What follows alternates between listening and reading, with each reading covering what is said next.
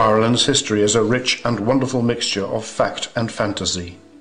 Tales are told of mythical monsters from far away, long ago. Men first set foot here some 10,000 years ago after the Ice Age. Who are the Irish? Even experts are uncertain. In my youth, the Fir Bolg were described as the sack men, because the Irish word bolg in fact means a sack, and one wondered who were these guys who came along with sacks on their back.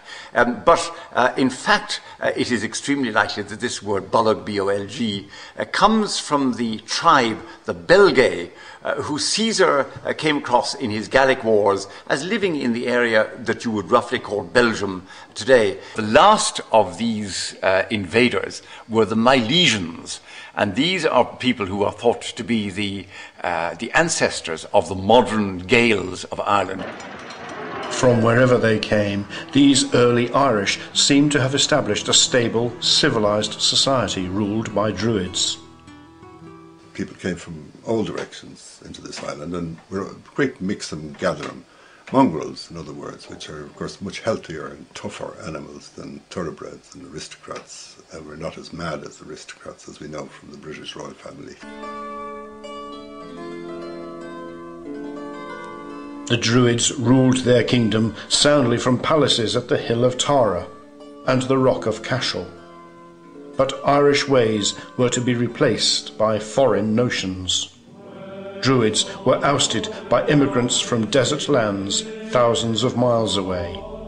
These itinerant refugees were known as Christians. When the Romans made Christianity their official state religion, it spread with their growing empire.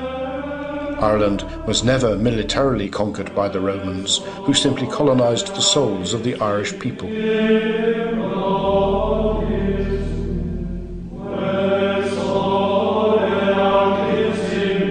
Next, the Vikings navigated over seas and up rivers, trading, building, killing.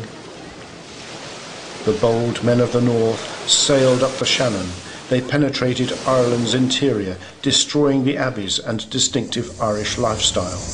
Derry-na-Flan Abbey, once a beacon of light, now a pile of stones in the Tipperary bogland. Learned men were left destitute. The land of saints and scholars became a land of paupers. Druids, kings, nobles and peasants were made landless. Little evidence remains of Ireland's golden age. Norman raiders, descendants of the Vikings, invaded England in 1066. In 1169, 103 years later, they came for Ireland. For 800 years, Ireland was under foreign rule. The spirit of the Irish was never broken. The Normans were authorised by the Pope to invade Ireland, and they had a Welshman named Geraldus Cambrensis to write a diary about it, and to, like a war correspondent, and he produced plenty of evidence the Irish were savages, you know, which justified their conquering them. In the same way we do it, it was done in Iraq, weapons of mass, you know.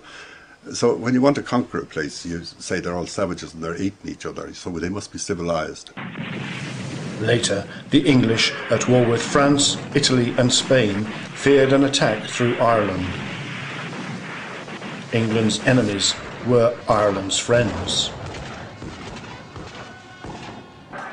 Cromwell's answer was brutal. Many were slaughtered, more were made landless.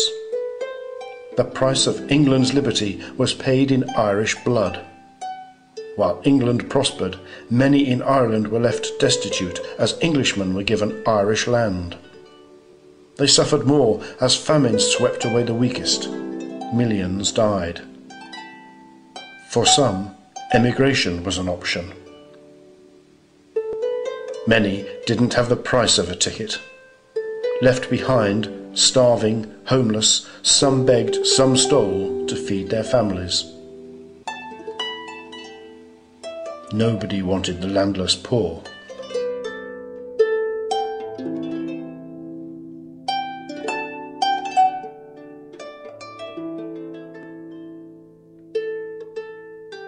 As Ireland advanced, they were lost in a time warp.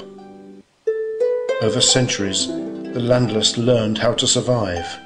They know the meaning of pain and persecution. I know my parents didn't have very much, but somehow there was enough food on the table. But I imagined the children of the travelling community, the fireside, the fires and the tents, which seemed very inadequate in terms of harsh winter nights, and see them kind of in those conditions. Kind of, to me, it spoke of terrible poverty. As we pick ourselves up after centuries of bruising, the future seems brighter. We can all learn lessons from our past. When we learn to embrace our brothers and sisters, Ireland may grow as a nation.